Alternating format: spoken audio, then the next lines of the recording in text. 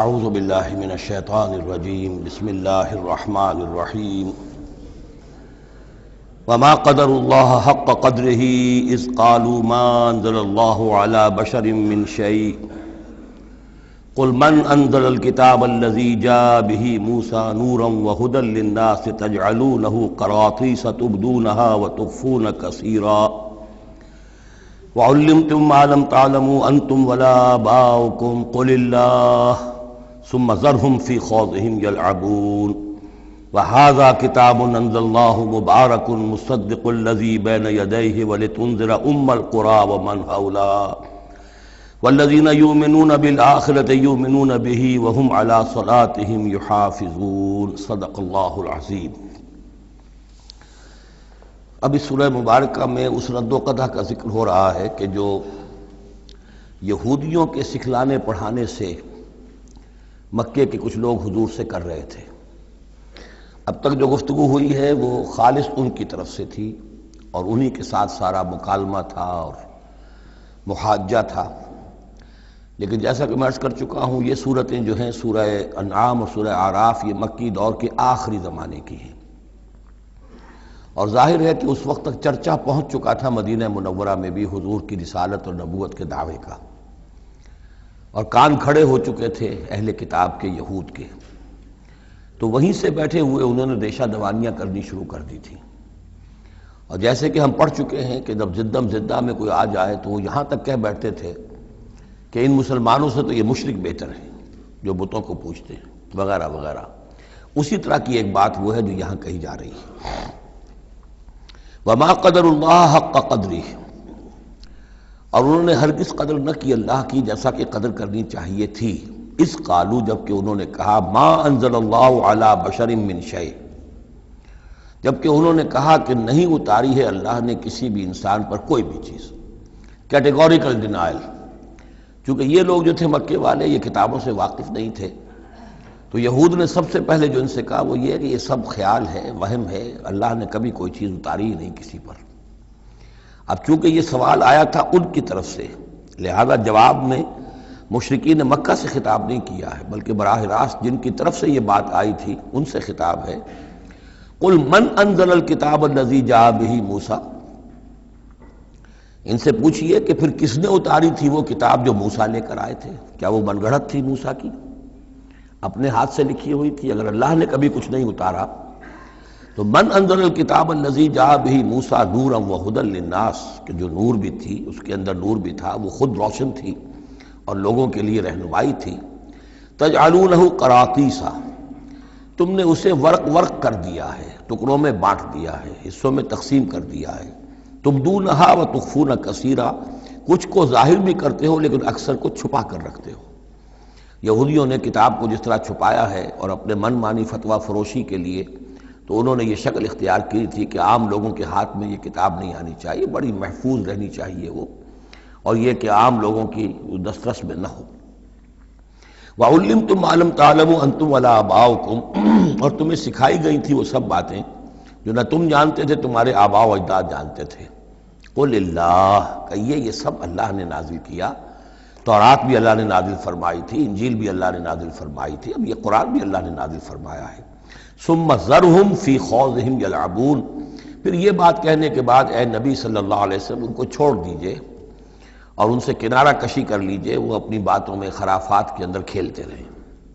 وَهَذَا كِتَابٌ أَنزَلْنَاهُ مُبَارَكٌ، اور اب یہ کتاب ہے جسے ہم نے نازل کیا ہے بڑی بابرکت ہے، مصدق الذی بین یدیہ، جو تصدیق کرتے ہوئے آئی ہے اس کی جو اس کے سامنے موجود ہے۔ وَلِتُنذِرَ القرى ومن حولها، تاکہ اے نبی صلی اللہ علیہ وسلم آپ خبردار کر دیں القرى اور اس کے آس پاس کے لوگوں کو۔ القرى، قرى قریے کی جمع ہے، قرى بستیوں کی ماں، بستیوں کی جڑ، بستیوں کی بنیاد۔ ہر ملک کے اندر ایک شہر ایسا ہوتا ہے کہ جو گویا کہ اس کے لیے مرکز کی حیثیت رکھتا ہے، دارالخلافہ کہیں، دارالحکومت کہیں۔ تو اگرچہ عرب میں کوئی حکومت نہیں تھی مرکزی حکومت، لیکن یہ کہ عرب میں، جزیرہ نما عرب میں مکہ مکرمہ کو القرى کی حیثیت حاصل تھی۔ یہی ایک شہر ایسا تھا کہ جہاں تو یہ کہ کعبہ تھا، تمام قبیلے جو ہیں وہ یہاں حج کے لیے آتے تھے، ان کا مذہبی مرکز تھا۔ پھر یہ کہ جو قریش کو خاص طور پر ایسٹ ویسٹ ٹریڈ کے اندر جو خاص مونوپولی حاصل ہو گئی تھی، اور وہ بھی اسی کعبے کی برکت کی وجہ سے، اس کی وجہ سے پیسے کی ریل پیل بھی تھی، قافلے آتے تھے جاتے تھے، یہیں سے ہو کر جو یمن سے قافلے چلتے تھے مکے سے ہو کر شام کو جاتے تھے، شام سے آتے تھے مکے سے ہو کر پھر یمن کو جاتے تھے. یہ ام القریٰ ہے. تو اے نبی ہم نے آپ کے پاس اب یہ کتاب نازل کی ہے جو مبارک ہے، تاکہ آپ ام القریٰ میں جو رہنے والے انہیں خبردار کریں، اور من حولہا، اور جو ان کے ارد گرد ہیں. اب یہ من حولہا کا معاملہ یہ ہے کہ اس کا تو دائرہ بڑھتا چلا جائے گا، اس لیے کہ ایک ماحول امیجیٹ ہے، ایک ذرا اور فاصلے پر ہے، ایک اور فاصلے پر ہے. اور ویسے یہ ہے کہ دنیا کا نقشہ اگر ہم دیکھیں کہ جو بھی پرانے بر اعظم تین تھے، ایشیا، یورپ اور افریقہ، باقی یہ کہ امریکہ بھی بہت دیر کے بعد جا کر جو دریافت ہوا ہے، آسٹریلیا اور انٹارکٹیکا جو ہے، تو یہ اصل میں ناف معلوم ہوتی ہے ان تین بر اعظموں کی. تینوں بر اعظم جہاں پر جڑ رہے ہوتے ہیں، تقریباً یہ علاقہ ہے جسے ہم مڈل ایسٹ کہتے ہیں. یہ مڈل ایسٹ تو اس کے لیے مس نومر ہے، صحیح لفظ نہیں ہے، لیکن یہ ضرور ہے کہ یہ نقطہ اتصال ہے جہاں یورپ مل رہا ہے، ایشیا مل رہا ہے، افریقہ مل رہا ہے، اور اس جنکشن پر یہ جزیرہ نماء عرب واقع ہے. لہذا یہ اس اعتبار سے پوری دنیا کے لیے بھی ایک مرکز کی حیثیت رکھتا ہے. تو من حولہا میں پھیلتے چلے جائیں گے تو پورا قرۂ ارضی بھی آ جائے گا. والذین یؤمنون بالآخرۃ یؤمنون بہ، اور وہ لوگ جو آخرت پر ایمان رکھتے ہیں، یعنی یہ کہ ان لوگوں میں سے بھی، مشرکین میں سے بھی، ایک تو وہ جو سرے سے منکر ہیں بعث بعد الموت کے، لیکن جن کے ذہن میں کچھ بھی تصور ہے کہ نہیں ہے، اب یہ اٹھنا ہے، جواب دہی ہے، تو پھر یہ ہے کہ وہ اس پر ایمان لے آئیں گے. وہم علی صلاتہم یحافظون، اور وہ اپنی نمازوں کی حفاظت کرنے والے ہیں. اس میں اشارہ ہو رہا ہے کہ لوگ ایمان لے آئے ہیں، آخر مکے ہی میں سے تھے نا تمام صحابہ کرام مہاجرین. ومن اظلم ممن افترى علی اللہ کذبا، اس سے بڑھ کر ظالم کون ہوگا جس نے اللہ پر کوئی بات گھڑ کر منسوب کر دی، نمبر ایک. اور نمبر دو، او قال اوحی الی ولم یوحى الی شیء، اسی طرح اس شخص سے بڑھ کر ظالم کون ہوگا جو یہ کہے کہ مجھ پر وحی کی گئی ہے جبکہ اس پر کوئی وحی نہ کی گئی ہو. یعنی یہ دونوں باتیں برابر کے گناہ ہیں شناعت کے اعتبار سے. اللہ کی طرف کوئی شے منسوب کر دینا یا یہ کہنا کہ مجھ پر کوئی شے وحی کی گئی ہے، یہ دونوں باتیں برابر کی ہیں. تو ذرا سوچو کہ جو محمد صلی اللہ علیہ وسلم تمہارے سامنے موجود ہیں، کیا ان کی سیرت و کردار کی کوئی مناسبت ہے؟ ان کی زندگی کے اندر کوئی اور پہلو تم دیکھتے ہو ایسا کہ جو اتنے بڑے بڑے گناہوں کے ارتکاب کی بھی ان سے توقع رکھتے ہو؟ وَلَوْ تَرَىٰ إِذِ الظَّالِمُونَ فِي غَمَرَاتِ أَوْ وَمَنْ قَالَ سَأُنزِلُ مِثْلَ مَا أَنزَلَ اللَّهُ، ایک اور تیسری بات ہے جو یہ کہے کہ میں بھی اتار سکتا ہوں جیسا کہ اللہ نے اتارا ہے. حالانکہ اس کا جیسا کہ قرآن مجید میں بار بار چیلنج آیا ہے، لیکن یہ کہ اس کا مقابلہ کسی نے نہیں کیا. پھر بھی یہ کہ زبان میں یہ الفاظ کہہ دینے کی حد تک کسی نے بکواس کر دی ہوگی. وَلَوْ تَرَىٰ إِذِ الظَّالِمُونَ فِي غَمَرَاتِ الْمَوْتِ، اور کاش کہ تم دیکھ سکتے جبکہ یہ ظالم موت کی سختیوں میں ہوں گے، نزع کے عالم میں ہوں گے.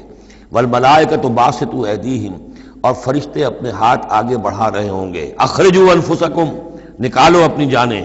الیوم تجزون عذاب الہون بما کنتم تقولون علی اللہ غیر الحق، آج تمہیں نہایت اہانت آمیز سزا دی جائے گی، عذاب دیا جائے گا بسبب اس کے جو تم کہتے رہے تھے اللہ کی طرف منسوب کر کے ناحق باتیں. وکنتم عن آیاتہ تستکبرون، اور تم اللہ تعالیٰ کی آیات سے استکبار کر کے اعراض کرتے رہے تھے. وَلَقَدْ جِئْتُمُونَا فُرَادًا، اور پھر قیامت کے دن کہا جائے گا آ گئے ہو ہمارے پاس اکیلے اکیلے، کوئی تمہارے ساتھ لاؤ لشکر نہیں، کوئی تمہارے ساتھ ساز و سامان نہیں، تمہارے وہ خدم و حشم نہیں، کوئی تمہارے حمایتی نہیں، کوئی جماعت و جمعیت نہیں. کیونکہ یہ بات آگے بھی کہی گئی ہے سورہ مریم میں، وَكُلُّهُمْ آتِيهِ يَوْمَ الْقِيَامَةِ فَرْدًا، قیامت کے دن ہر شخص کا جو محاسبہ انفرادی حیثیت میں ہوگا. اور ظاہر بات ہے اکیلا آدمی کھڑا ہوگا، نہ اس کے رشتہ دار ہیں، نہ ماں باپ ہیں، نہ اولاد ہیں، نہ بیوی ہے، نہ بیوی کے ساتھ اس کا شوہر ہے، اور نہ ساز و سامان ہے، خدم و حشم ہے، کچھ بھی نہیں. لقد جئتمونا فرادا کما خلقناکم اول مرہ، جیسے کہ ہم نے تمہیں پیدا کیا تھا پہلی مرتبہ. اب یہ نوٹ کیجئے، خلقناکم اول مرہ، اس کا مطلب ہے تخلیق دو مرتبہ ہوئی ہے. ایک تخلیق عالم ارواح میں ہوئی تھی، اس وقت بھی سب اکیلے اکیلے کھڑے تھے، نہ کوئی کسی کا باپ تھا، نہ کوئی کسی کی ماں تھی. ارواح کے مابین کوئی رشتہ داری نہیں تھی. یہ رشتہ داریاں تو پھر عالم خلق میں ہوئی ہیں آ کر، کہ ایک باپ اور ماں کا معاملہ ہے، پھر اولاد کا معاملہ ہے، پھر دادا اور پوتے کا معاملہ ہے، یہ ارواح کے مابین کوئی اس طرح کی رشتہ داری نہیں تھی۔ تو جیسے کہ ہم نے تمہیں پیدا کیا تھا پہلی مرتبہ کہ تمام انسان وہاں موجود تھے، فرق صرف یہ ہے کہ قیامت کے دن جب ہم کھڑے ہوں گے تو ہمیں ایک جسم بھی اور دیا جائے گا، لیکن جس وقت ہم تھے اللہ تعالیٰ کے پاس اس وقت عالم ارواح میں، اور جب ہم سے عہد لیا گیا تھا الست بربکم قالوا بلی، تو مجرد ارواح تھی، اس وقت کوئی جسم نہیں تھا۔ لیکن یہ کہ وہ جو اس کے اندر مشابہت ہے کہ جیسے اس وقت بھی حضرت آدم سے لے کر ان کی نسل کے آخری انسان تک جو دنیا میں ہوگا قیامت تک، وہ سب کے سب ان کی ارواح موجود تھیں، اسی طریقے سے قیامت کے دن بھی یہ سب کے سب کھڑے ہوں گے۔ وَتَرَكْتُمْ مَا خَوَّلْنَاكُمْ، اور تم چھوڑ آئے ہو اپنے پیچھے جن چیزوں میں کہ ہم نے تمہیں لپیٹ دیا تھا۔ یہ اصل میں کیا ہے؟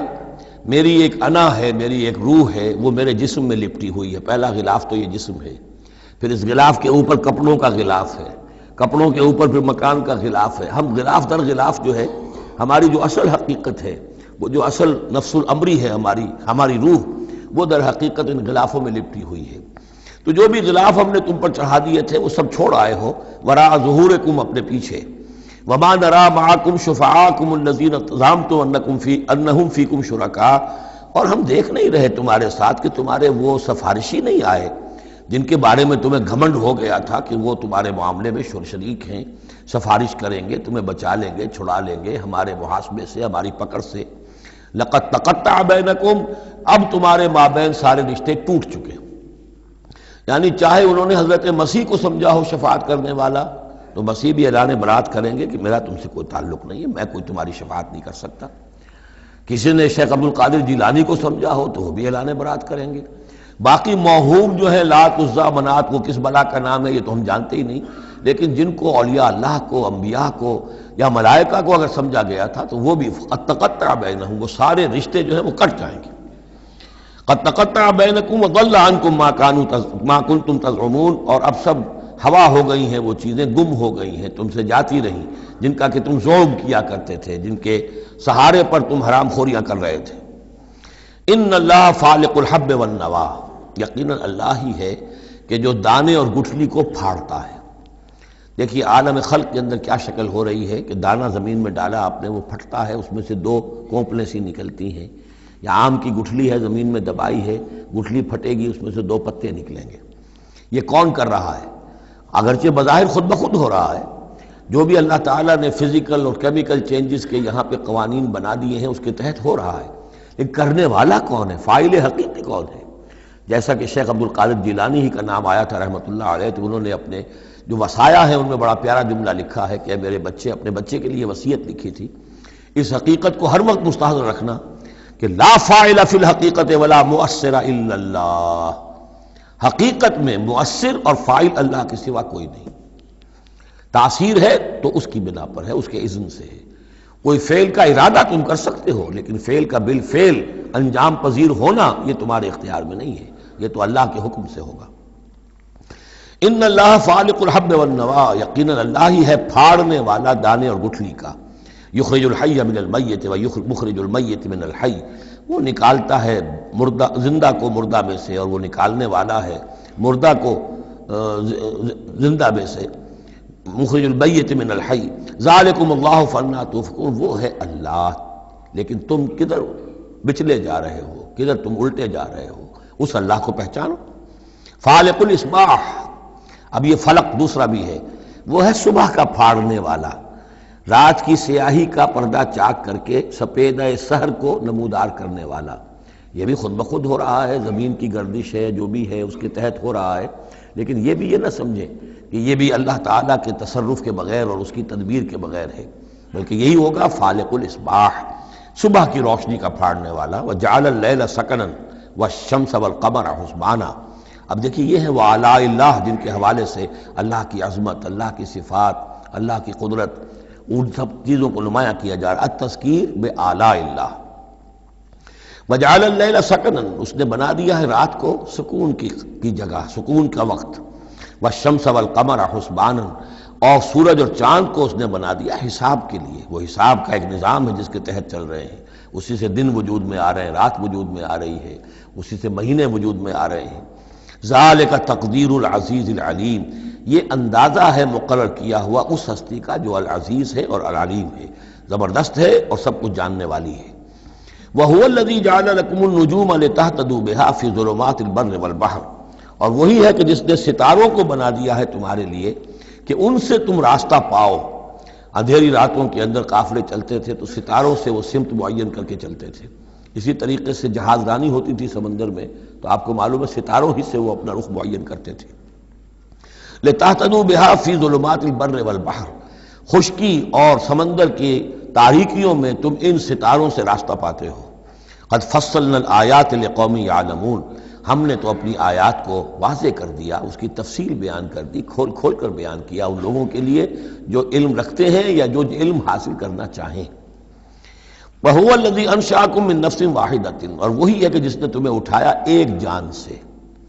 یہ سب جو ہے ظاہر بات ہے کہ ایک جان سے بنا ہے، جو بھی پوری کی پوری یہ جو نسل انسانی بنی ہے وہ ایک جان سے بنی ہے۔ اس میں یہ بھی ہو سکتا ہے کہ مراد حضرت آدم علیہ السلام ہو، اور یہ بھی ہو سکتا ہے اگر کوئی حقیقت ہے ایولیوشن تھیوری میں تو اس کو آپ ٹریس کریں اور امیبا تک لے جائیں، وہ بھی ایک جان ہے۔ اس جان سے ہی پھر مختلف ارتقائی مراحل طے کرتے ہوئے، اس میں پہلے کوئی سیکس نہیں تھا، پھر ہوتے ہوتے سیکس ظاہر ہوا، تو اسی سے خلق منہا زوجہا والی بات جو ہے، اور اس پر ڈاکٹر رفیع الدین مرحوم نے قرآن اور علم جدید جو ان کی کتاب ہے اس میں بہت عمدہ تحقیق ان کی ہے، اور مولانا امین اصغر اصلاحی صاحب نے بھی اس کی تصویر کی ہے۔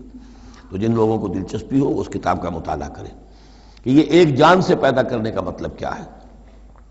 فَمُسْتَقَرٌّ وَمُسْتَوْدَعٌ، اس نے بنایا تمہیں ایک جان سے، لیکن پھر یہ کہ تمہارے لیے ایک تو مستقل ٹھکانہ ہے اور ایک ہے کچھ دیر کے لیے امانت کے طور پر رکھے جانے کی جگہ۔ اب یہ مستقر کیا ہے، مستودع کیا ہے، اس میں تین قول ہیں مفسرین کے۔ پہلا قول تو یہ ہے کہ مستقر تو ہے دنیا، یہاں ہم آئے ہیں، اب مجھے یہاں 66 برس ہونے کو آئے ہیں، میں یہاں اس دنیا میں ہوں، لیکن مستودع کیا تھا، تھوڑی دیر کے لیے جو میں رہا ہوں اپنی والدہ محترمہ کے بطن میں رہا ہوں، تو وہ رحم مادر جو ہے وہ مستودع تھا، کچھ دیر کے لیے وہاں امانتاً انسان رہتا ہے اور پھر وہ دنیا میں آتا ہے، وہ مستقر ہے۔ دوسری رائے یہ ہے کہ مستقر تو آخرت ہے اور قبر ہے مستودع، قبر میں رکھا جاتا ہے انسان کو، اور یہ گویا کہ عالم برزخ جو ہے یہ عارضی ودیت کرنے کی جگہ ہے، عارضی طور پر امانتاً رکھنے کی جگہ ہے، پھر جانا ہے۔ مستقر جو ہے وہ آخرت ہے۔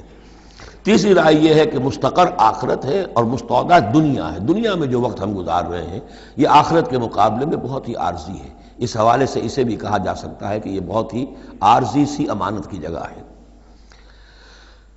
قد فصلنا الآیات لقوم یفقہون، ہم نے تو اپنی آیات کو واضح کر دیا ہے اور تفصیل بیان کر دی ہے ان لوگوں کے لیے جو تفقہ سے کام لیں، غور کریں، سوچیں سمجھیں۔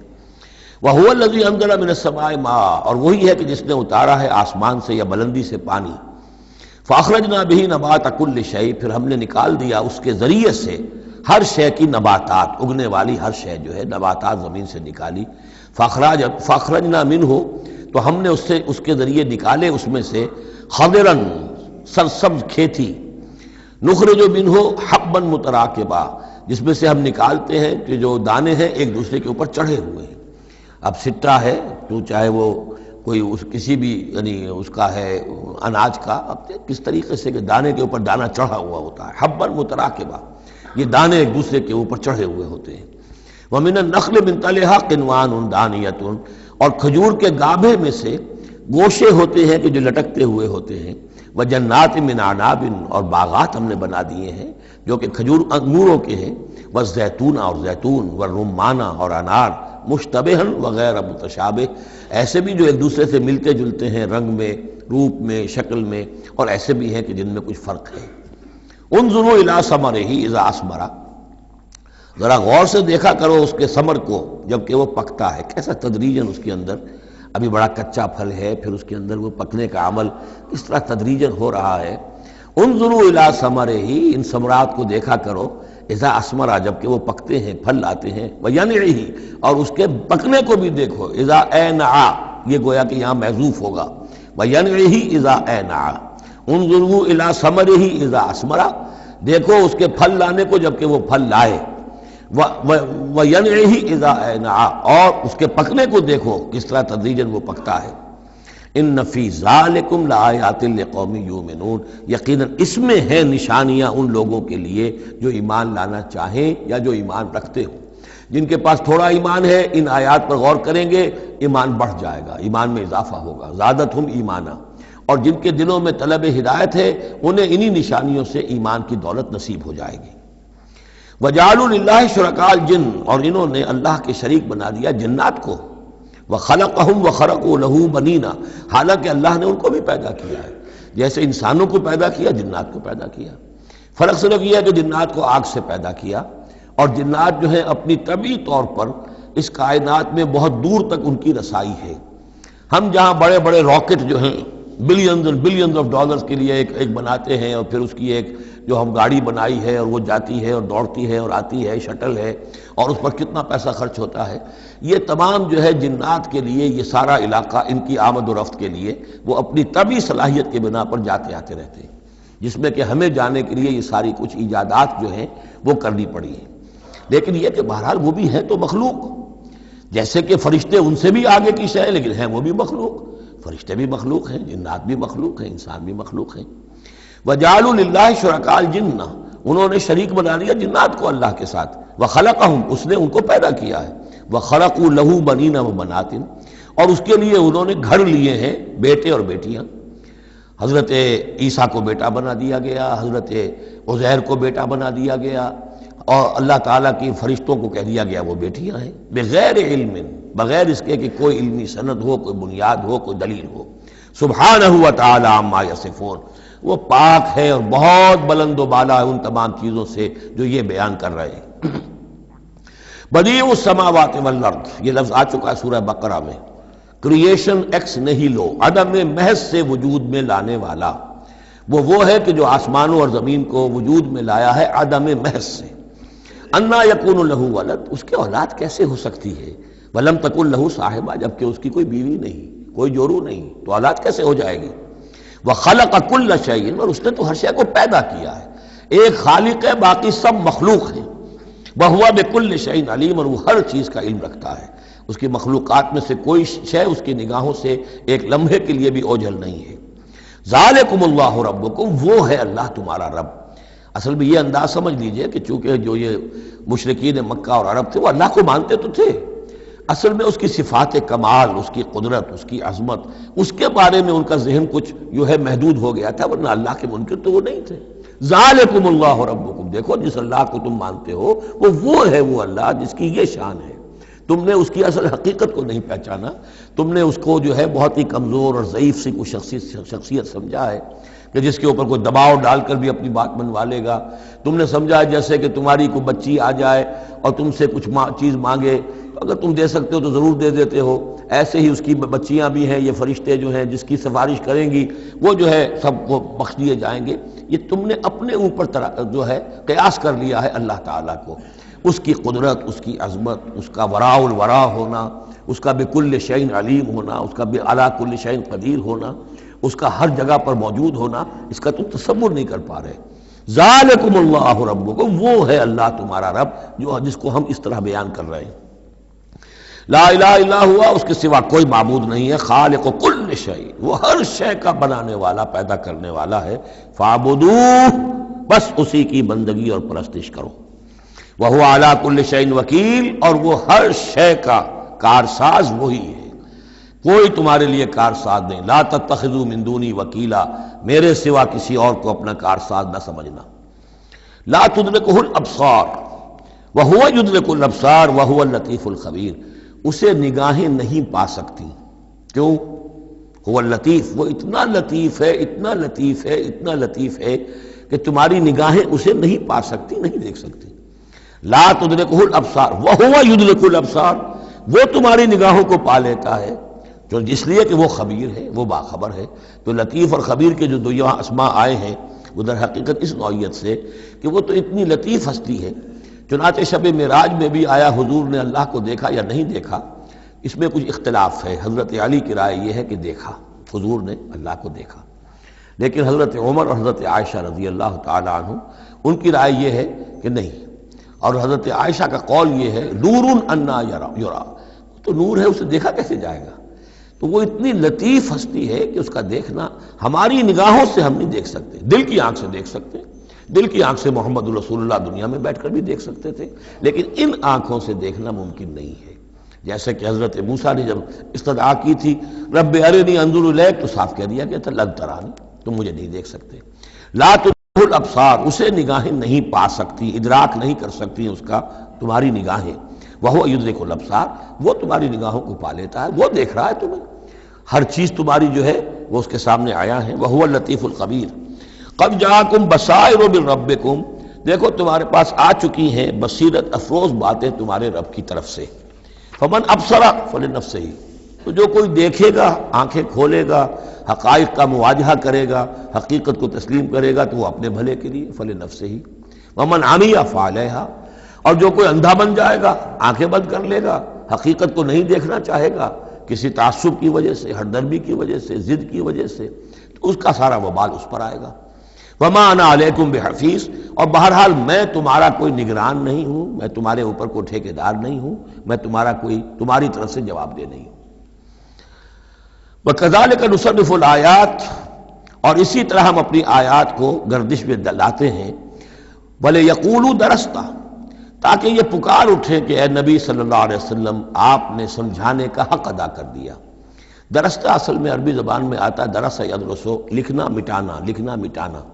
جیسے بچے شروع میں جب کوئی تعلیم حاصل کرتے ہیں تو تختی ہے، تختی لکھی پھر دھو دی، پھر لکھی پھر دھو دی۔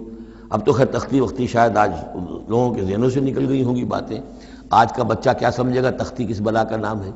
یا سلیٹ ہوتی تھی، اب اس میں کچھ کیا پھر دھو دیا، پھر کچھ لکھا پھر صاف کر دیا۔ تو یہ ہے کہ کسی کو پڑھانے کے لیے تدریجاً بار بار درستہ، اے نبی آپ نے خوب بار بار ہر طرح سے ہر اعتبار سے، ایک پھول کا مضمون ہے تو 100 رنگ سے باندھوں، آپ نے بات سمجھا دی۔ وَلِنُبَيِّنَهُ لِقَوْمٍ يَعْلَمُونَ، تاکہ واضح کر دیں ہم اس کو ہر طرح سے ان لوگوں کے لیے جو علم حاصل کرنا چاہیں یا جو علم رکھتے ہیں۔ اتَّبِعْ مَا أُوحِیَ إِلَیْکَ مِن رَبِّکَ، اب دیکھیے یہاں پر میں نے آپ سے کہا تھا کہ بار بار حضور سے خطاب آئے گا، لیکن یہ خطاب صرف حضور سے نہیں ہوتا، یہ حضور کی وساطت سے امت کے لیے بھی، اہل ایمان کے لیے بھی۔ لیکن مکی صورتوں میں آپ کو 2/3 قرآن میں براہ راست خطاب مسلمانوں سے بہت کم ملے گا، شاذ۔ یہ خطاب جو ہے چونکہ جب امت کی شکل بنی ہے مسلمانوں کی، وہ تحویل قبلہ کی بات بنی، اب امت ہے۔ کذالک جعلناکم امۃ وسطا لتکونوا شہداء علی الناس ویکون الرسول علیکم شہیدا۔ پھر خطاب، پھر تو ایک سورہ حجرات جو ہے 18 آیتیں 5 دفعہ یا ایھا الذین آمنوا یا ایھا الذین آمنوا یا ایھا الذین آمنوا یا ایھا الذین آمنوا، لیکن یہ کہ آپ کو اتنی لمبی لمبی صورتوں میں یا ایھا الذین آمنوا ملے گا ہی نہیں۔ اہل ایمان سے بھی جو کہا جا رہا ہے وہ حضور سے واحد کے صیغے میں، اتبع ما اوحی الیک من ربک، پیروی کرو اس کی جو وحی کیا جا رہا ہے آپ کی طرف، آپ کے رب کی طرف سے۔ اور یہ صرف حضور کو نہیں، سب کے لیے۔ لا الہ الا ہوا، اس کے سوا کوئی معبود نہیں۔ وَأَعْرِضْ عَنِ الْمُشْرِكِينَ، اور ان مشرکوں سے ذرا کنارہ کشی کیجئے، ذرا اپنا چہرہ ان کی طرف سے آپ پھیر لیجئے، زیادہ ان کے حال پر توجہ نہ دیجئے۔ وَلَوْ شَاءَ اللَّهُ مَا أَشْرَكُوا، اگر اللہ چاہتا تو یہ شرک نہ کرتے، اگر اللہ کو جبر ہی اختیار کرنا ہوتا اپنا اور بالجبر ان کو ایمان پر لانا ہوتا تو سب کو ایمان پر لے آتا۔ وَمَا جَعَلْنَاكَ عَلَيْهِمْ حَفِيظًا، اور دیکھیے اے نبی ہم نے آپ کو ان پر داروغہ، نگران، ذمہ دار، ٹھیکیدار نہیں بنایا ہے۔ آپ کا کام ہے حق کو واضح کر دینا۔ انذر بہی، ذکر بہی، بشر بہی، اس قرآن کے ذریعے بشارت دیتے رہیے، قرآن کے ذریعے خبردار کرتے رہیے، قرآن کے ذریعے تذکیر کرتے رہیے، آپ کا کام یہ ہے۔ فذکر انما انت مذکر لست علیہم بمسیطر، یاد دہانی کرائیے، اس لیے کہ آپ یاد دہانی کرانے والے ہیں، آپ ان کے اوپر داروغہ نہیں ہیں۔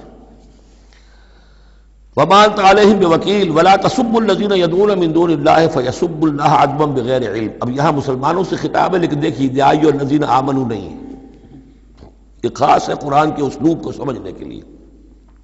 اور مت گالیاں دو ان کو، برا بھلا کہو ان کو جن کو یہ پکارتے ہیں اللہ کے سوا، یعنی کوئی جوشیلا نوجوان مسلمانوں میں سے اور وہ گالیاں دینی شروع کر دے لات اور عزا اور منات کو، کیا ہے یہ، کچھ نہیں ہے، ان کی کوئی حیثیت نہیں ہے، تو یہ ساری چیزیں ٹھیک نہیں ہیں۔ ان کے وہ محترم انہوں نے جو بھی گھڑے ہوئے ہیں، ان کے ذہنوں میں ان کی عظمت ہے، ان کی عقیدت ہے، خام خواہ وہ جوش میں آ کے، غصے میں آ کے اب اللہ کو گالیاں دینے لگیں گے، تو اس سے یہ کہ خام خواہ اس طرح کا اشتعال آمیز انداز اختیار نہ کرو۔ ولا تسبوا الذین یدعون من دون اللہ، مت گالیاں دو یا برا بھلا کہو انہیں جنہیں یہ پکارتے ہیں اللہ کے سوا، فیسبوا اللہ عدوا بغیر علم، تو اللہ کو گالیاں دینے لگ جائیں گے زیادتی کے اندر آ کر، زدم زدہ پہ آ کر، بغیر علم کے۔ کذالک زینا لکل امۃ عملہم، اسی طرح ہم نے ہر قوم کے لیے اس کے عمل کو مزین کر دیا ہے، وہ اسی میں خوش ہے، مگن ہے۔ ہمارے آباء و اجداد کی مورتیاں ہیں، یہ دیویاں ہیں، دیوتا ہیں، اس میں مگن ہیں، ان کے احساسات ہیں، ان کے جذبات ہیں۔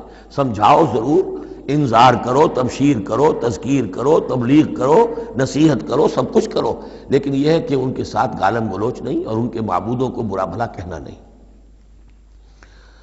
ثم الی ربہم مرجعہم، پھر ان کے ربی کی طرف ان سب کو لوٹنا ہے، فینبئہم بما کانوا یعملون، وہ ان کو جتلا دے گا جو کچھ کہ وہ کرتے رہے تھے۔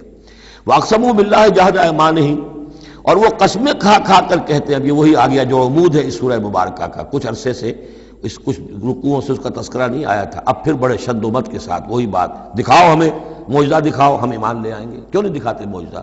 نبوت کا دعویٰ ہے، رسالت کا دعویٰ ہے، عام دعویٰ تو نہیں کر رہے ہو تم، کیوں نہیں کوئی معجزہ دکھاتے؟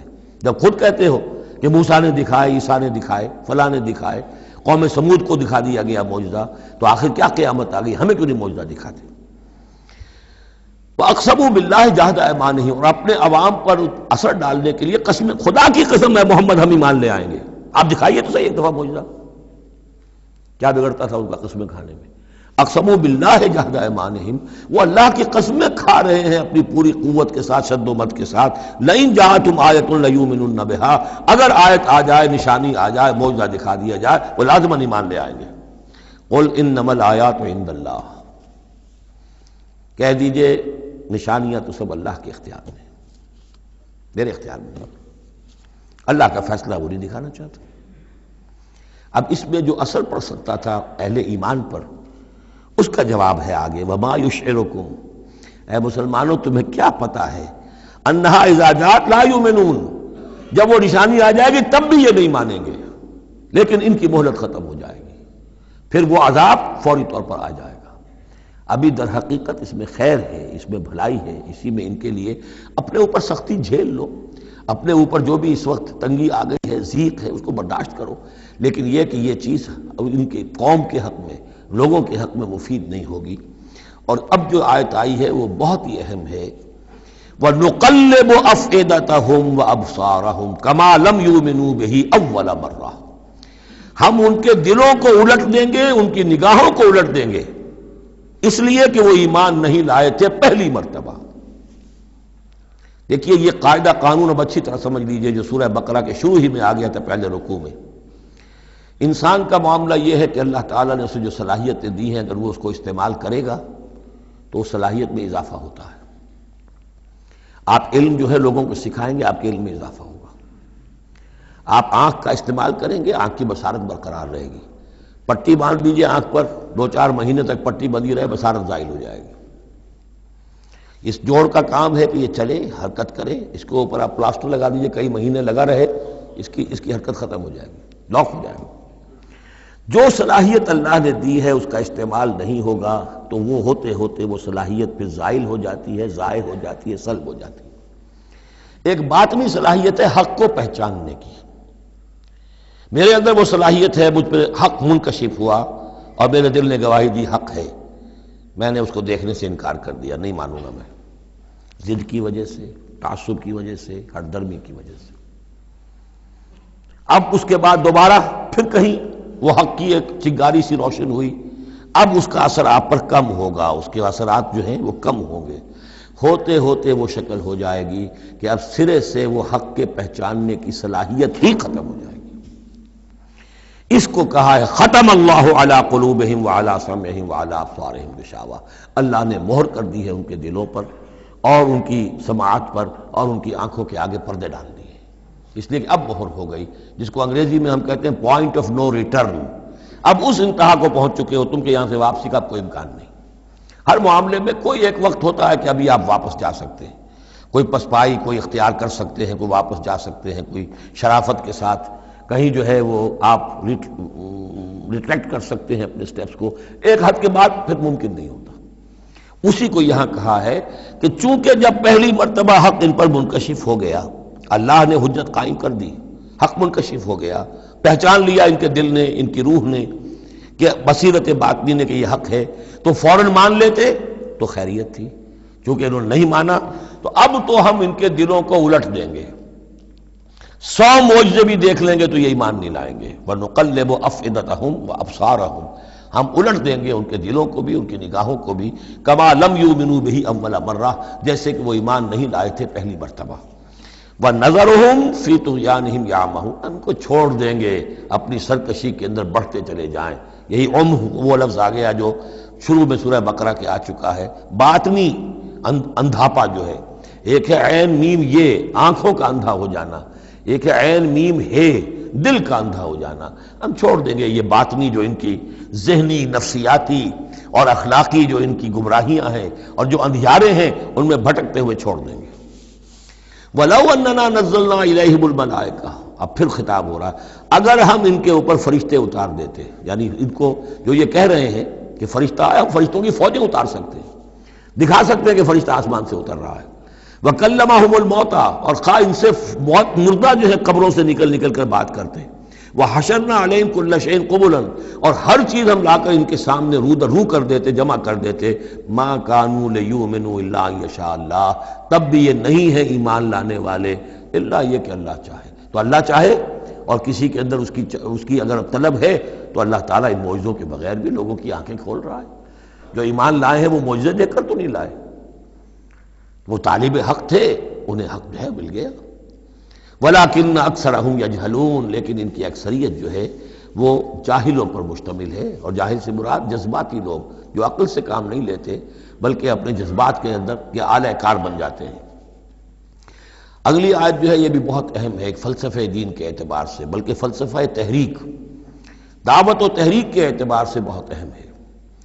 وَكَذَلِكَ جَعَلْنَا لِكُلِّ نَبِيٍّ عَدُوًّا شَيَاطِينَ الْإِنسِ وَالْجِنِّ، اور اسی طرح ہم نے ہر نبی کے دشمن بنا دیے انسانوں اور جنوں میں سے شیطان، ہم نے بنا دیے. سوچئے، غور کیجئے، نبی کے لیے تو مدد چاہیے تھی، کیوں شیطان اٹھا دیا اللہ نے ان کے خلاف؟ اس کا فلسفہ بیان ہو رہا ہے.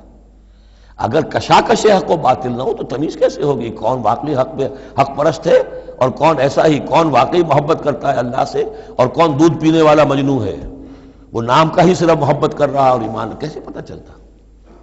یہ تو آزمائش کے لیے ہے دنیا بنائی گئی ہے. اگر شر کا وجود ہی نہ ہو، خیر ہی خیر ہو، تو آزمائش کہاں ہوگی؟ لہذا تو ہم کرتے خود. تندی باد مخالف سے نہ گھبرا ہے عقاب، یہ تو چلتی ہے تجھے اونچا اڑانے کے لیے. یہ تو تمہارے لیے چیلنج ہے، اہل ایمان کے لیے چیلنج ہے. ان کے مرتبے اونچے ہوتے ہیں. جو جتنا سفر کر رہا ہے، جو جتنی استقامت دکھا رہا ہے، جو جتنا ایثار کر رہا ہے، اتنے ہی تو اس کے رتبے بلند ہوں گے. ورنہ کیسے حفظ مراتب ہوگا؟ کیسے معلوم گا ہوز ہو کس کا کیا مقام ہے؟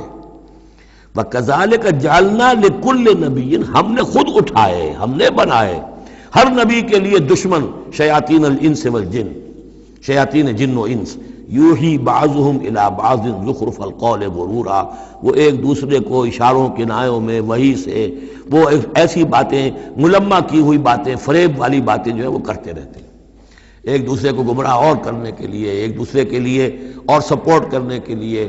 وہ جو جن ہے شیطان، وہ آ کر اس انسان شیطان کے کان میں پھونک مارتا ہے، ابھی ذرا تم اور صبر کرو، ابھی اور دیکھو کہیں تم پھسل نہ جانا، دیکھنا کہیں تم حق کو قبول نہ کر لینا. تو یہ ان کا آپس میں جو ہے گٹھ جوڑ، اس لیے کہ ہم نے خود ان کو یہ چھوٹ دی ہے. وَكَذَلِكَ جَعَلْنَا لِكُلِّ نَبِيٍّ عَدُوًّا شَيَاطِينَ الْإِنسِ وَالْجِنِّ يُوحِي بَعْضُهُمْ إِلَىٰ بَعْضٍ زُخْرُفَ الْقَوْلِ غُرُورًا وَلَوْ شَاءَ رَبُّكَ مَا فَعَلُوهُ، اور اگر آپ کا رب چاہتا تو وہ یہ نہ کر سکتے. ظاہر بات ہے کہ یہ کائنات میں کوئی پتا بھی اللہ کے اذن کے بغیر ہل نہیں سکتا. ابو جہل کی کیا مجال تھی کہ حضرت سمیہ کو شہید کر دیتا؟ ہے کون وہ؟ لیکن یہ تو اللہ کی طرف سے اجازت ہے. اس کا ہاتھ شل ہو جاتا، وہ ہاتھ جو اٹھا ہے برچھا لے کر ان کی شرمگاہ میں مارنے کے لیے، تو کیا وہ ہاتھ وہیں کا وہیں شل نہ ہو جاتا اللہ کے حکم سے؟ لیکن نہیں، اذن رب ہے. ٹھیک ہے، ہماری اس بندی کو آزما لو جتنا آزمانا ہے، لیکن جتنا تم آزما رہے ہو تمہیں کیا اندازہ ہوگا اس کے رتبے جو ہے ہمارے ہاں کتنے بلند سے بلند تر ہوتے چلے جا رہے ہیں، تم کیا جانو. یا لیت قومی یعلمون بما غفر لی ربی وجعلنی من المکرمین، کاش میری قوم کو معلوم ہو جائے، میری بیوی رو رہی ہوگی، میرے بچے رو رہے ہوں گے کہ ہمارا باپ جو ہے وہ شہید کر دیا گیا، کاش وہ جان سکتے کہ مجھے میرے رب نے کیا میرا اعزاز فرمایا ہے، میں یہاں کس عیش و آرام میں ہوں۔ ان کے رونے کا کیا سوال، وہ خوشیاں مناتے ہیں۔ تو یہ صورتحال ہے۔ وَلَوْ شَاءَ رَبُّكَ مَا فَعَلُوهُ فَذَرْهُمْ وَمَا يَفْتَرُونَ، تو چھوڑیے آپ ان کو، جو یہ افتراء کر رہے ہیں کرنے دیجئے، یہ ہماری سنت ہے، ہمارا طریقہ ہے، ہمارا فلسفہ یہی ہے۔ وَلِتَصْغَىٰ إِلَيْهِ أَفْئِدَةُ الَّذِينَ لَا يُؤْمِنُونَ بِالْآخِرَةِ وَلِيَرْضَوْهُ وَلِيَقْتَرِفُوا مَا هُمْ مُقْتَرِفُونَ، تاکہ مائل ہو جائیں ان کی طرف ان لوگوں کے دل جو آخرت پر ایمان نہیں رکھتے۔ یہاں دیکھیے اصل میں کیا بات ہے کہ جیسے الیکٹروسس ہوتا ہے، پانی کو الیکٹرولسس جب ہوتا ہے، ایک پازیٹیو ایک نیگیٹو، اب وہ جو آئنز ہیں وہ ادھر ادھر ہو جائیں گے۔ تو اللہ تعالیٰ نے حق و باطل کی کشاکش رکھی ہے، اس کشاکش کا نتیجہ کیا ہے؟ آئونائزیشن ہو جائے گی۔ حق اور باطل کا جو ہے، حق والے ادھر کو جمع ہو جائیں گے، باطل والے ادھر جمع ہو جائیں گے۔ اور اس کے لیے جو ہے یہ اس معاشرے کے اندر، انسانی معاشرے کے اندر یہ تقسیم، یہ تمییز، جیسے کہ ہم سورہ آل عمران میں پڑھ چکے ہیں، حتی یمیز الخبیث من الطیب، یہ خبیث اور طیب جو ہیں گڈمڈ ہوئے ہوئے ہیں۔ یہ آزمائشیں آتی ہیں، تکلیفیں آتی ہیں، امتحانات آتے ہیں، تو خبیث علیحدہ اور طیب علیحدہ، منافق علیحدہ، صاحب ایمان علیحدہ۔ تو فرمایا لِتَصْغَىٰ إِلَيْهِ أَفْئِدَةُ الَّذِينَ لَا يُؤْمِنُونَ بِالْآخِرَةِ، تاکہ ان کی طرف، ان شیاطین جن و انس کی جو باتیں ہیں پھیلائی ہوئی، ان کی طرف متوجہ ہو جائیں، مائل ہو جائیں ان لوگوں کے دل جو آخرت پر ایمان نہیں رکھتے۔ وَلِيَرْضَوْهُ، اور تاکہ وہ اس کو پسند بھی کریں، اور پھر وہ جو بھی اپنے برے اعمال کا جو انبار جمع کرنا چاہتے ہیں جمع کر لیں۔ وَلِيَقْتَرِفُوا مَا هُمْ مُقْتَرِفُونَ أَفَغَيْرَ اللَّهِ أَبْتَغِي حَكَمًا، پھر وہی سوال اسی طرح میں نے کہا تھا، سرچنگ کویسچن، کیا تم چاہتے ہو میں اللہ کے سوا کسی کو حکم بناؤں اپنا؟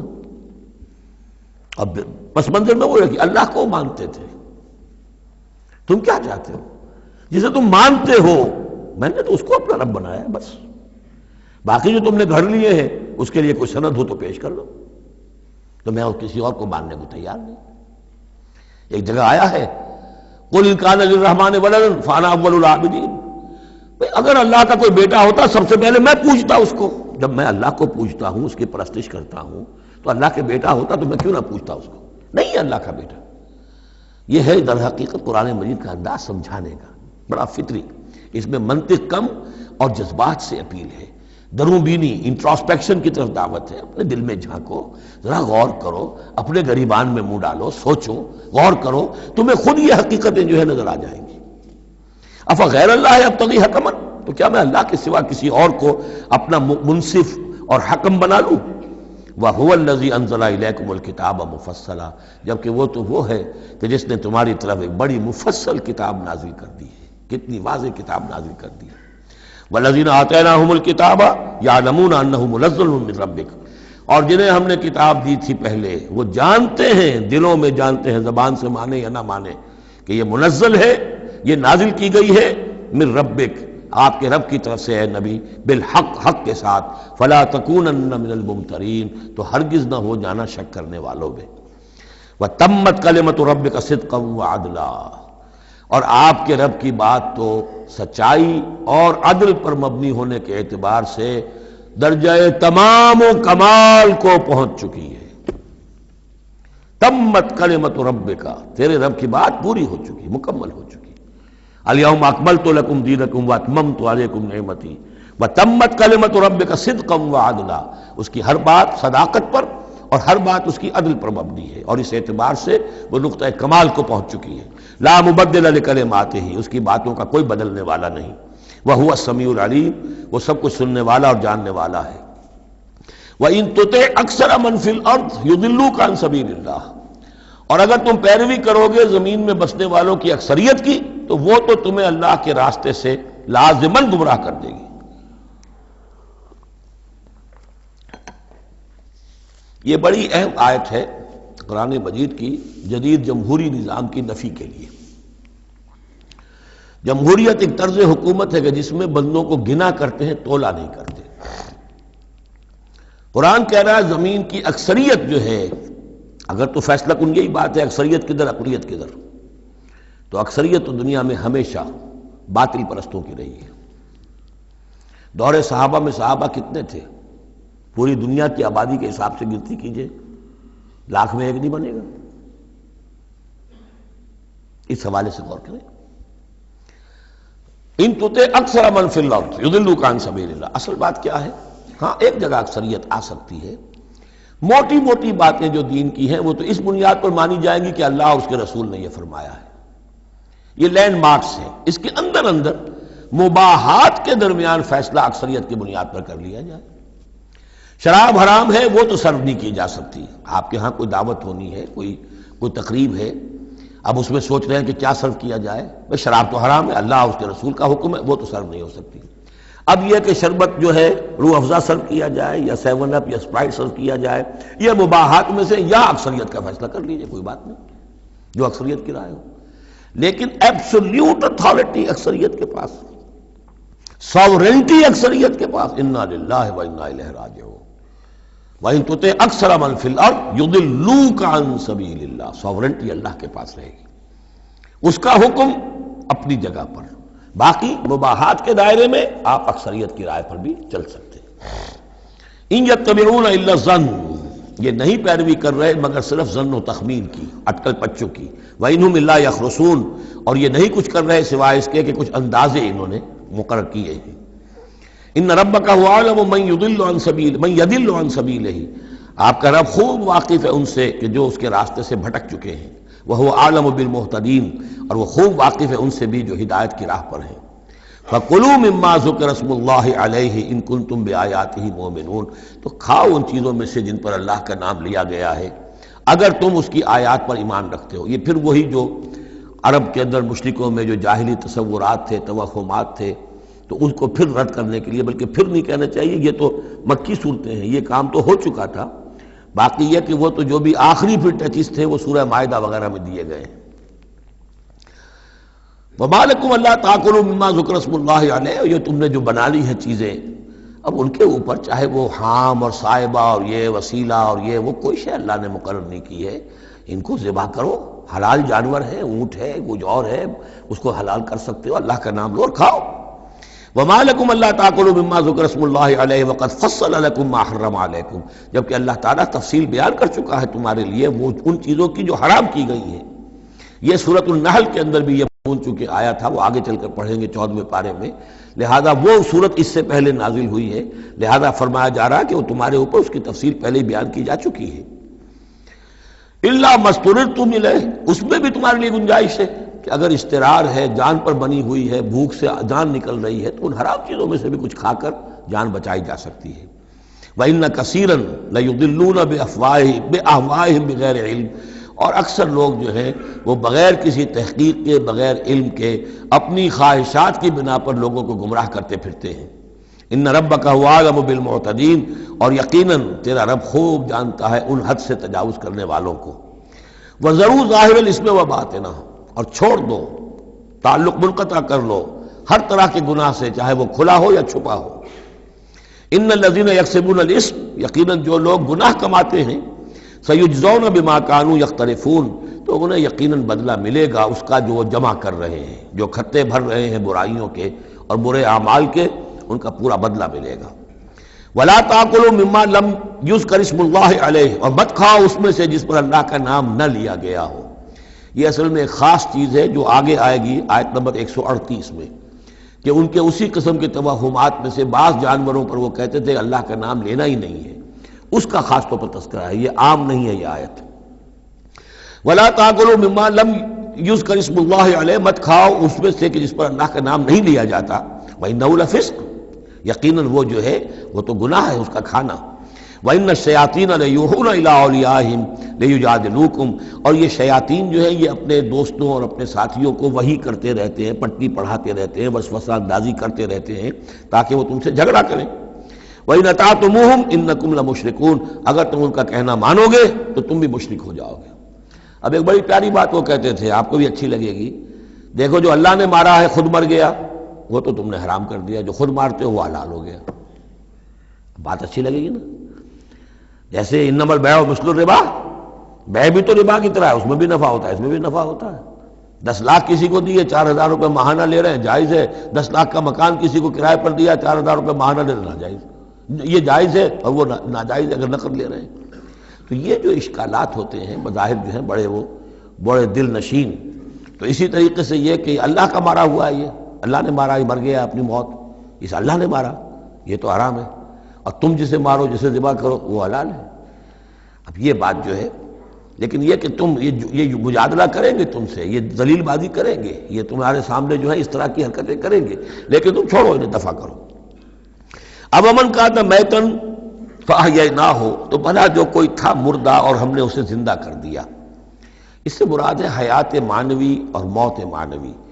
ایک شخص جو اللہ سے واقف نہیں ہے، صرف دنیا کا بندہ بنا ہوا ہے، تو وہ در حقیقت ایک انسانیت اس کی مردہ ہے، وہ حیوان کی حیثیت سے جو زندہ ہے، بحیثیت انسان وہ مردہ ہے۔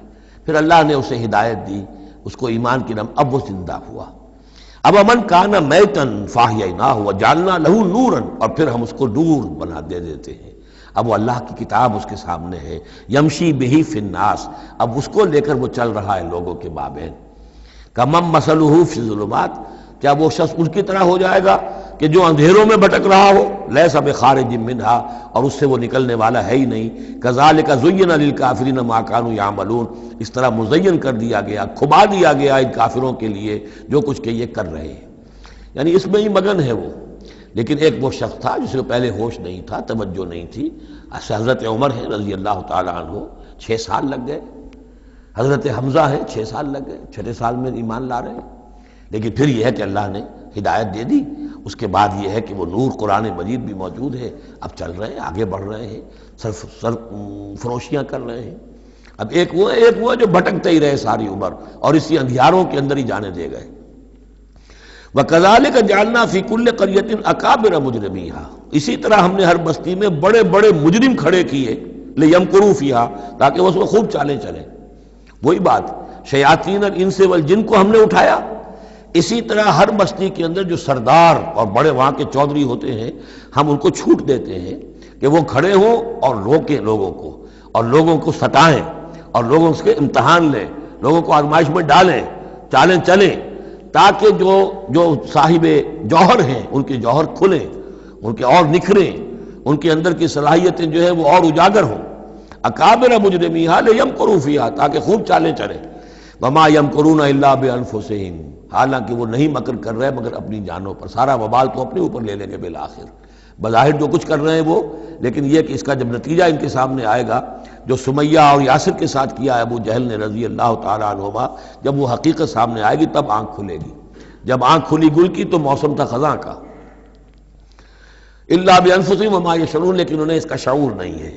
وَإِذَا جَاءَتْهُمْ آیَةٌ قَالُوا لَن نُؤْمِنَ حَتَّىٰ نُؤْتَىٰ مِثْلَ مَا أُوتِیَ رُسُلُ اللَّهِ، اور جب ان کے پاس کوئی نشانی آتی ہے، نشانی سے مراد قرآن کی آیت، قرآن کی دلیل، تشبیہ، تصریف آیات نئے انداز میں، فرمایا جب بھی ان کے پاس آیت آتی قالوا لن نؤمن، وہ کہتے ہیں ہم ہرگز ایمان نہیں لائیں گے، حتیٰ نؤتیٰ مثل ما اوتی رسول اللہ، جب تک کہ ہمیں بھی وہی چیز نہ دی جائے جو اللہ کے دوسرے رسولوں کو دی گئی تھی، ویسے ہی حصی معجزے۔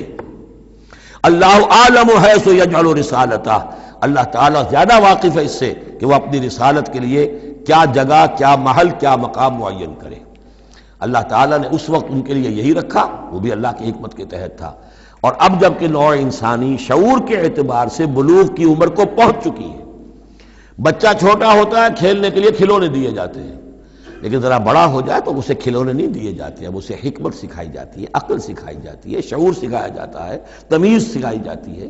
تو وہ نوع انسانی کا دور طفولیت تھا، اس میں ابھی ان کا فہم، ان کی عقل، ان کے شعور ابھی ان کی جو ہے بلوغت کو نہیں پہنچی تھی یہ شعور کی چیزیں، لہذا ان کے لیے وہ کھلونے بھی تھے، حصی معجزات بھی تھے۔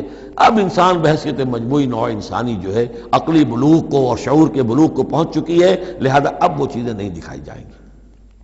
اللہ عالم حیث یجعل رسالتہ سیصیب الذین اجرموا صغار عند اللہ، پہنچے گی ان مجرموں کو، ان گناہگاروں کو بہت ہی ذلت اللہ کے ہاں، وعذاب شدید بما کانوا یمکرون، اور سخت سزا اور عذاب ان کی انتاری چال بازیوں کے طفیل کے جو وہ کر رہے ہیں۔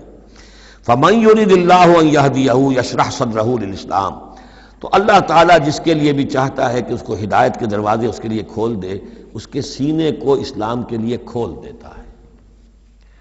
یہ ایک بڑی معنوی حقیقت ہے، اس پہ غور کیجئے گا۔ شرح صدر، الم نشرح لک صدرک، یہ جو حضور کے لیے خاص طور پر شرح صدر جو ہے اللہ تعالیٰ نے ایک بہت بڑے احسان کے طور پر بیان فرمایا، الم نشرح لک صدرک، اس شرح صدر کی ہر مسلمان کو دعا کرنی چاہیے۔ اللہم ربنا نور قلوبنا بالایمان واشرح صدورنا للاسلام، اے اللہ ہمارے دلوں کو تو نور ایمان سے منور فرما دے اور ہمارے سینوں کو اسلام کے لیے کھول دے۔ اس کے معنی کیا ہے؟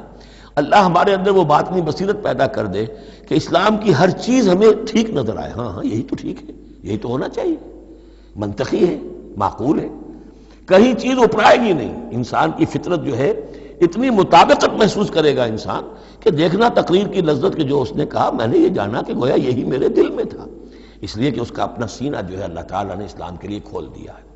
تو یہ شرح صدر جو ہے اللہ تعالیٰ کی طرف سے بہت بڑی نعمت ہوتی ہے۔ فَمَن يُرِدِ اللَّهُ أَن يَهْدِيَهُ، اللہ جس کو ہدایت دینا چاہتا ہے یشرح صدرہ للاسلام، اس کے سینے کو اسلام کے لیے کھول دیتا ہے۔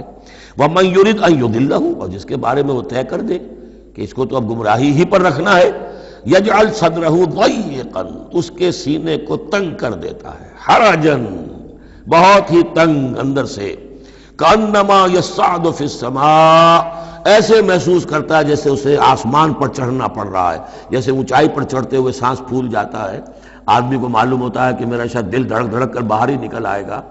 یہ ہے کہ ان کو حق کا قبول کرنا اتنا مشکل ہو جاتا ہے۔ جس شخص کا کے لیے اللہ تعالیٰ کی طرف سے شرح صدر ہے وہ حق کو قبول کرتا ہے، تکلیف بھی آتی ہے تو بڑی آسانی سے جھیل جاتا ہے، اور ایک وہ ہے کہ ذرا سا امتحان آ گیا تو معلوم ہوا کہ بس قیامت ٹوٹ پڑی، اور اب تو ایک قدم اور اٹھانا جو ہے، اور جس کو ہم کہتے ہیں قدم من بھر کے پاؤں جو ہے من بھر کے ہو گئے، بوجھل ہو گیا انسان، وہ بات نہیں۔ فرمایا کذالک یجعل اللہ الرجس علی الذین لا یؤمنون، اور اسی طریقے سے اللہ تعالیٰ عذاب یا گندگی ڈال دیتا ہے ان پر جو ایمان نہیں لاتے۔ وَهَذَا صِرَاطُ رَبِّكَ مُسْتَقِيمًا، اور یہ ہے تیرے رب کا سیدھا سیدھا راستہ۔ قَدْ فَصَّلْنَا الْآيَاتِ لِقَوْمٍ يَذَّكَّرُونَ، ہم نے اپنی آیات خوب تفصیل سے بیان کر دی ہیں ان لوگوں کے لیے جو تذکر اخذ کرنا چاہیں، نصیحت حاصل کرنا چاہیں، ہدایت حاصل کرنا چاہیں۔ لَهُمْ دَارُ السَّلَامِ عِندَ رَبِّهِمْ، ان کے لیے سلامتی والا گھر ہے ان کے رب کے پاس، جنت کے لیے یہ دوسرا لفظ ہے دار السلام۔ وَهُوَ وَلِيُّهُمْ، وہی ان کا مددگار ہے، پشت پناہ ہے، وہی ان کا حمایتی ہے، ان کا دوست ہے۔ بما كانوا يعملون، بسبب ان کے عمل کے، وہ جو عمل کر رہے ہیں انہوں نے اللہ کی دوستی ارن کی ہے، انہوں نے اپنی قربانیوں سے، اپنے ایثار سے، اپنی محنتوں سے جو جد و جہد کی ہے، جو مشقتیں جھیلی ہیں، تو انہوں نے بما كانوا يعملون، اس کی وجہ سے وہ گویا کہ اللہ تعالیٰ کی دوستی کے مستحق ہو گئے ہیں۔ وَهُوَ وَلِيُّهُمْ بِمَا كَانُوا يَعْمَلُونَ وَيَوْمَ يَحْشُرُهُمْ جَمِيعًا، اور جس دن کہ وہ جمع کرے گا ان کو سب کو، یا معاشر الجن، اللہ تعالیٰ فرمائے گا اے جنوں کی جماعت، قد استکثرتم من الانس، واقعتاً تم نے تو انسانوں میں سے بہتوں کو ہتھیا لیا۔ جو کہا تھا اس بڑے جن نے، عزازیل نے، کہ تو دیکھے گا وما تجد اکثرهم شاکرین، کہ ان کی اکثریت شکر کرنے والی نہیں ہو گئی، تو گویا کہ ایک طرح کا شاباش جو ہے اللہ تعالیٰ کی طرف سے ان کو دی جائے گی۔ یا معاشر الجن قد استکثرتم من الانس، تم نے تو بہت سے انسانوں کو ہتھیا لیا۔ وقال اولیاؤہ من الانس، اور جو ان کے ساتھی تھے انسانوں میں سے، ان کی غیرت ذرا جاگے گی کہ اللہ تعالیٰ نے یہ کیا کہہ دیا کہ ان جنات نے ہمیں جو ہے ہتھیا لیا اور شکار کر لیا۔ ربنا، وہ یہ کہیں گے ربنا استمتع بعضنا ببعض، پروردگار ہم میں سے بعض نے بعض سے فائدہ اٹھایا، ہم ان سے کام لیتے رہے، یہ ہم سے کام لیتے رہے، ہم نے ان کو موکل بنایا، ان کے ذریعے سے غیب کی خبریں، کہانت کی دکانیں چمکائیں۔ قال اولیاء من الانس ربنا استمتع بعضنا ببعض وبلغنا اجلنا الذي اجلت لنا، اور اب ہم اپنی اس مدت کو پہنچ چکے جو تو نے ہمارے لیے مقرر کر دی تھی۔ قال النار مسواکم، اللہ فرمائے گا اب آگ ہے تمہارا ٹھکانہ، خالدین فیہا الا ما شاء اللہ، اب تم رہو گے اسی میں ہمیشہ ہمیشہ سوائے اس کے جو اللہ چاہے۔ ان ربک حکیم علیم، یقیناً تیرا رب حکیم اور علیم ہے۔ وکذالک نولی بعض الظالمین بعضا بما كانوا یکسبون، اور اسی طرح ہم ساتھی بنا دیتے ہیں اور ملا دیتے ہیں بعض ظالموں کو بعض ظالموں کے ساتھ ان کے کرتوتوں کی وجہ سے، ان کی کمائی کی وجہ سے۔ بارک اللہ لی ولکم فی القرآن العظیم ونفعنی وإیاکم بالآیات والذکر الحکیم۔